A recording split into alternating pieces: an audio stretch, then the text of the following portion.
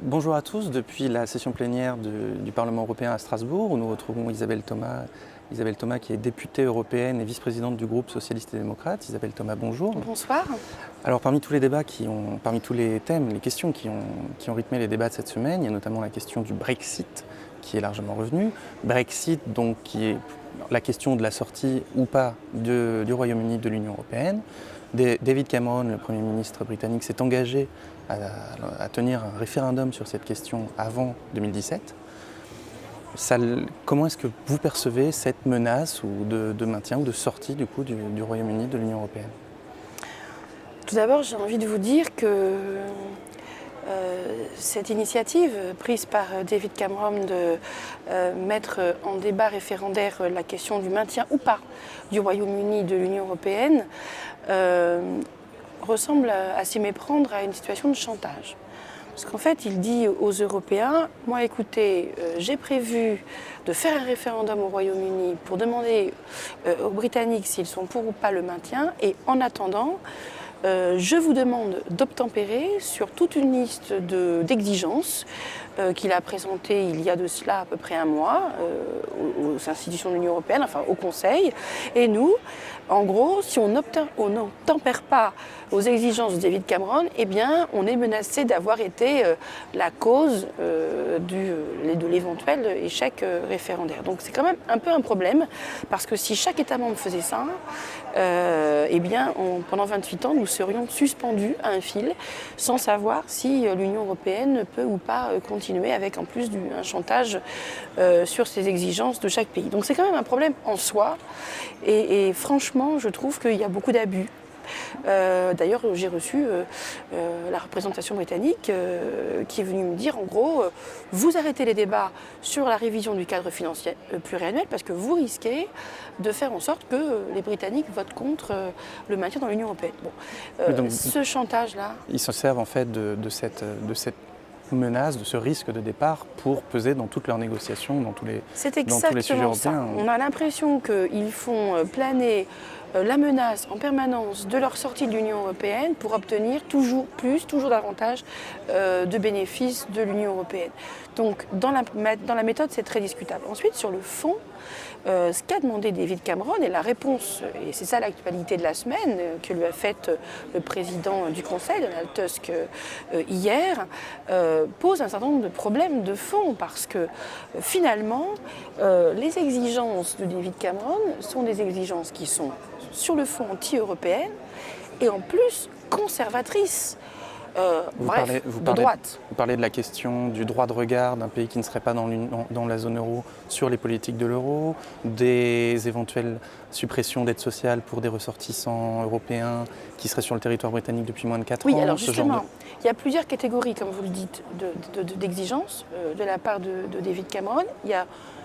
Je vais en poser que 2, parce qu'il y en a 4 en tout, mais il y en a 2 qui me semblent essentielles. La première, c'est sur la souveraineté. Donc en gros, David Cameron dit stop à l'intégration européenne.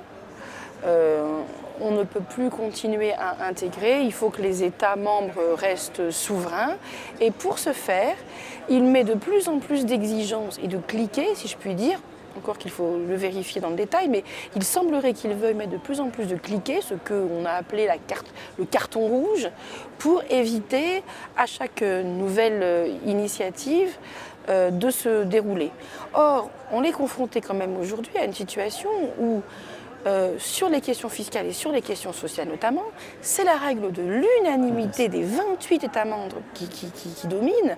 Et donc on est déjà bloqué sur l'essentiel, sur les questions sociales et sur les questions fiscales, on est déjà bloqué alors qu'on aurait plein de choses à faire ensemble. Donc si en plus on met encore des cliquets de 55% des parlements des États membres, jusqu'où va-t-on ? Donc, alors après, il faut regarder dans le détail parce qu'il semblerait que les réponses du Conseil ne change pas grand-chose à ce qui existe déjà dans les traités. Mais en tout cas, ce que voudrait David Cameron et les conservateurs britanniques, c'est toujours moins d'Europe et voire démanteler l'Europe. C'est ça le fond de l'affaire. Et sur les questions sociales, deuxième sujet important à mes yeux, où là c'est vraiment la droite qui parle, ce qu'ils veulent, ni plus ni moins, c'est démanteler les piliers sociaux. Alors bien sûr, d'ailleurs, ils ne s'en sont pas cachés dans le débat politique au Royaume-Uni. Mais là, ils se servent de l'Europe pour dire on va commencer par les ressortissants européens qui viennent travailler au Royaume-Uni. Donc depuis moins de 4 ans, etc. Et puis après, on verra si on étend et comment on étend. Donc la mesure telle qu'elle est demandée à ce jour par David Cameron, c'est que pendant 4 ans, ils puissent, s'ils considèrent que leur service public de droits sociaux est en péril, eh bien, ne pas attribuer les aides sociales pour les ressortissants européens qui seraient là depuis moins de 4 ans. Donc c'est quand même un recul pour les travailleurs, c'est quand même un recul pour l'aide sociale, c'est un recul pour la solidarité. Là, on voit pleinement apparaître les mesures conservatrices de droite. Et du coup, du point de vue des autres États européens, on peut se sentir un peu piégé, puisque d'un côté, il y a la menace du départ de l'Union européenne, du Royaume-Uni de l'Union européenne, ce qui pourrait être un précédent, qui pourrait donner des idées à d'autres États. Mais de l'autre côté, leurs conditions pour rester, ou en tout cas pour défendre le oui au référendum, c'est justement cette vision de l'Europe un peu conservatrice. Donc on a quand même l'impression que l'issue est assez dangereuse quand même. Certains disent que c'est du perdant-perdant.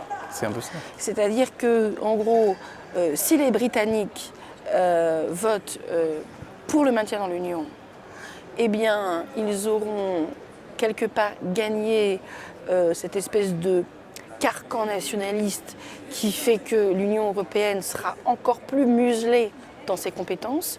Et s'ils perdent, s'ils sortent de l'Union européenne, si les Britanniques demandent à sortir de l'Union européenne, eh bien, c'est un premier démantèlement dont on ne sait pas où il peut terminer. C'est ça, c'est plus la construction, c'est la déconstruction. C'est la déconstruction. Et puis il y a un troisième point que vous n'avez pas évoqué, c'est que d'ailleurs, quelle que soit l'issue, d'autres pays peuvent prendre la suite et faire le chantage. On voit très bien que hier, par exemple, la première ministre polonaise, au sein de l'Assemblée nationale polonaise, a déjà repris l'essentiel des propos de David Cameron pour dire que sa position à elle, c'était effectivement la fin de l'intégration européenne. Donc on voit bien que nous sommes dans une période extrêmement sensible. Après, c'est au moment des crises, on le dit souvent, que l'Union européenne progresse. Donc je ne suis pas totalement désespérée. Est-ce que finalement, juste pour terminer, et pour être un petit peu provoquant, est-ce que la solution, ce serait finalement pas de se désintéresser, de refuser de se faire polluer le débat par cette menace permanente d'un départ éventuel du Royaume-Uni et de se reconcentrer, par exemple, sur la zone euro, sur les 19 États, les 19 États qui sont finalement le plus proches de ce qui était le projet européen à l'origine ? Je crois qu'on a commis une erreur.